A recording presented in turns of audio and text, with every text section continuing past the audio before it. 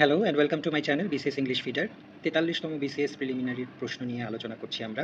English grammar অংশে জিরান্ড এবং participle বা ইনফিনিটিভ এই অংশগুলো থেকে কিন্তু প্রায় প্রতি বছরই প্রশ্ন আসে।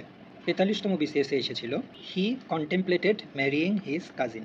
এই বাক্যটি দেওয়া ছিল, আমাদের বলতে হবে হেয়ার ম্যারিইং ইজ অ্যান, এখানে যে ম্যারিইং শব্দটি আছে এটি কি আমাদের বলতে হবে। অপশনে আছে প্রেজেন্ট পার্টিসিপল, জিরান্ড, ভার্ব, ইনফিনিটিভ। ম্যারিং এর কথা যদি চিন্তা করি তাহলে ম্যারির সাথে আইএনজি আছে, যেহেতু ভার্বের সাথে আইএনজি আছে তাই এটা প্রেজেন্ট পার্টিসিপল বা জিরান্ড হওয়ার চান্স বেশি।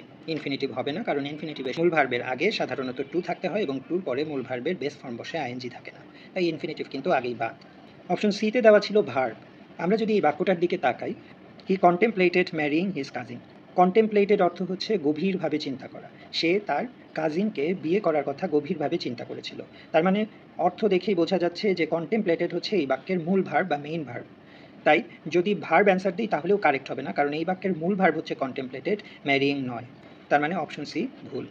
রইল বাকি প্রেজেন্ট পার্টিসিপল এবং জিরান্ড। সাধারণত স্টুডেন্টদের মধ্যে কনফিউশন এই দুটি অপশনের মধ্যেই তৈরি হয় যে জিরান্ড হবে না প্রেজেন্ট পার্টিসিপল হবে, কারণ দুইটার ক্ষেত্রেই ভার্বের সাথে আইএনজি থাকে। প্রেজেন্ট পার্টিসিপল কখন হয়? যখন ভার্বের সাথে আইএনজি থাকে এবং সেটি বাক্যে অ্যাডজেক্টিভের কাজ করে। আর জিরান্ড কাকে বলি আমরা? এখানেও হচ্ছে ভার্বের সাথে আইএনজি থাকবে এবং এই ভার্বটি কিন্তু বাক্যের নাউনের কাজ করবে।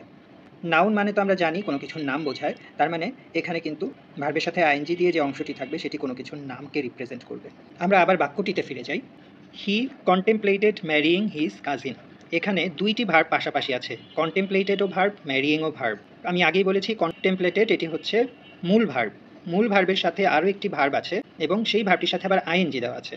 সাধারণত ট্রানজিটিভ ভার্ব যেগুলো হয় সেগুলো অবজেক্ট ছাড়া তার মনের ভাব সম্পূর্ণরূপে প্রকাশ করতে পারে না, অর্থাৎ ট্রানজিটিভ ভার্ব অবজেক্ট ছাড়া কোনো বাক্যের সম্পূর্ণ অর্থ প্রকাশ করতে পারে না। যদি আমি শুধু বলতাম হি কন্টেম্পলেটেড, সে গভীরভাবে চিন্তা করেছিল, এই পর্যন্ত বলে যদি থেমে যায় তাহলে বাক্যটির অর্থ কিন্তু সম্পূর্ণ হয় না, কারণ সে কী গভীরভাবে চিন্তা করেছিল সেটি আমাদের জানার ইচ্ছা থেকে যায়।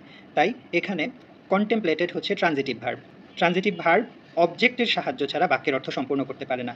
যখনই আমি বলবো যে সে তার কাজিনকে বিয়ে করার কথা ভেবেছিল, তখনই কিন্তু বাক্যের অর্থ সম্পূর্ণ হবে। তাই এই কন্টেম্পলেটেড মূল ভার্বটির পর ম্যারিইং হিজ কাজিন এই অংশ কিন্তু বাক্যের অবজেক্ট হিসেবে কাজ করেছে। এবার যে কথাটি বলতে যাচ্ছি সেটি কিন্তু খুবই গুরুত্বপূর্ণ, একটু মনোযোগ দিয়ে শুনতে হবে। ট্রানজিটিভ ভার্বের পর অবজেক্ট হিসেবে যদি কোনো ভার্ব বসে এবং তার সাথে যদি আইএনজি দেওয়া থাকে, সেটি অর্থাৎ সেই দ্বিতীয় ভার্বটি নাউনের কাজ করে। তার মানে ম্যারিইং হিজ কাজিন, এখানে এই অংশটি কিন্তু বাক্যের নাউনের কাজ করছে। সে কিসের কথা চিন্তা করেছিল?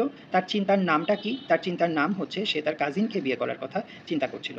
আবারও বলছি, ট্রানজিটিভ ভার্বের পর যদি কোনো ভার্বের সাথে আইএনজি দেওয়া থাকে, সাধারণত ওই ভার্বটি নাউনের কাজ করে। যেহেতু নাউনের কাজ করে তাই এটির অ্যান্সার হবে জিরান্ড, কারণ জিরান্ড সাধারণত বাক্যে একই সাথে ভার্ব এবং নাউনের কাজ করে এবং ভার্বের সাথে অবশ্যই আইএনজি থাকে। প্রত্যেকটা শর্তই কিন্তু ফুলফিল হয়েছে, তাহলে ম্যারিইং এক্ষেত্রে প্রেজেন্ট পার্টিসিপল হতে পারে না, কারণ ম্যারিইং কিন্তু এখানে নাউনের কাজ করছে, অ্যাডজেক্টিভের কাজ করছে না। এজন্য এই প্রশ্নটির সঠিক উত্তর হবে অপশন বি, জিরান্ড। সবাইকে ধন্যবাদ।